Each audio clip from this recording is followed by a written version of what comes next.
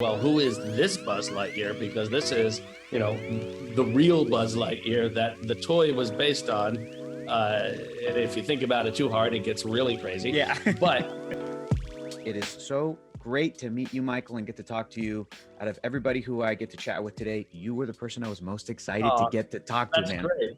Well, I feel like I know you in some way, just from on Twitter and all these things. So it's so crazy.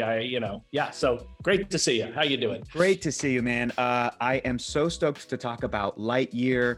I am such a fan of animation, and we get to talk about the music specifically. So Toy Story has this amazing lineage of music. Randy Newman, that stuff is genius, the best. And you also did Toy Story of Terror and Toy Story The Time Forgot, which are fantastic additions to the world of Toy Story. What was the creative direction for Lightyear? Was there conversations about calling back to any of that previous Buzz Lightyear music, or was the direction new direction entirely? It was a completely new direction. It was like looking at an empty road and going, let's go that way and see what happens, because we weren't dealing in the same world that those other movies existed in. This was a whole different thing. So we had to develop, okay, well, who is this Buzz Lightyear? Because this is, the real Buzz Lightyear that the toy was based on. And if you think about it too hard, it gets really crazy. Yeah. but the idea was like, no, we are now making this movie. We're making a Buzz Lightyear movie as if nothing else existed in the Toy Story universe. And we're just going to go forward with that and see what happens. And it was an opportunity to just, say thank you to every sci-fi action movie I grew up loving and listening to that inspired me along the way. And that's where all the energy went, right into that, and just doing something that was built on the fact that I grew up watching these movies hundreds and hundreds of times, every space opera you can imagine, every whatever it is, both television and movies. It's just sort of a love of all of that, and getting to actually dive into a complex character who is going through many difficult trials and tribulations, trying to solve a situation that he finds himself in. And I love that. Like, I love those moments of struggle, those internal struggles, and getting to kind of just dig into that with music is always really fun for me, because even though on its core, it's it's at its core, it's an action movie, an action sci-fi movie, it's actually very emotional too. Yes. And those are the areas that I love to highlight, because those are the areas we all relate to as humans, We know, Michael, we know you like to go into the emotional place. Don't worry. Listen, one of my questions here was, I was going to tell you, if I were to tally up all of the films I've seen in my life that have made me cry the most, the connecting thread is that they're scored by Michael Giacchino. I cry at Speed Racer. I cry at John Carter. I cry at all the Star Treks. I cry at Coco. I'm not a monster. Of course I cry at Coco. But do you just have like an emotion button that you press when you're working? You're like, okay, we're going to need that right here. And you just crank that up. How do you do that? Oh, what it is, it's not unlike acting in a way in which you really have to take on the emotions of these characters. You have to really try and sit and think about, what are they feeling? Like, what are they feeling? It's not about writing music to a scene or a picture. It's about writing a reflection of the emotions that this character is going through.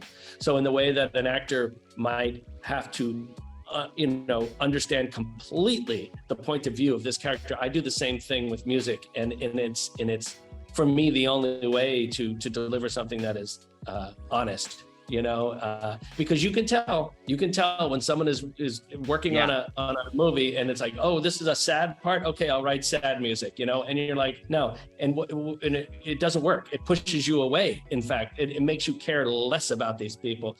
So it's about putting in the work to empathize with these characters and truly try to understand what it is they're doing. And if you can do that, it delivers on a way that it wouldn't if you didn't. So, and it's not always easy, because then at the end of the day, you find yourself living in these emotions, and you're like, walk away from work sad, and you walk, so you have to kind of shake it off. It's a thing, but I feel, my gosh.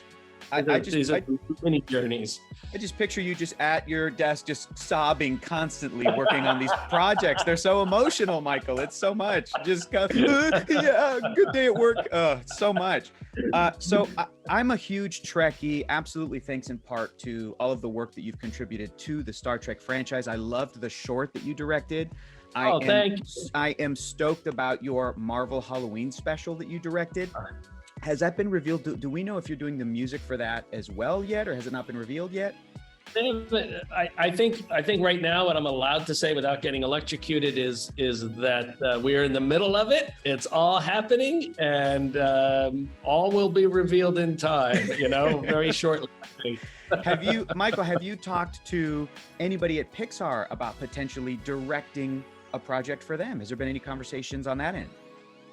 Over the years, we've talked about different things. It's always difficult. That's a whole different thing because that's like a 5-year journey, and my life doesn't always allow for that sort of like just complete separation from everything else to go and just do this for 5 years.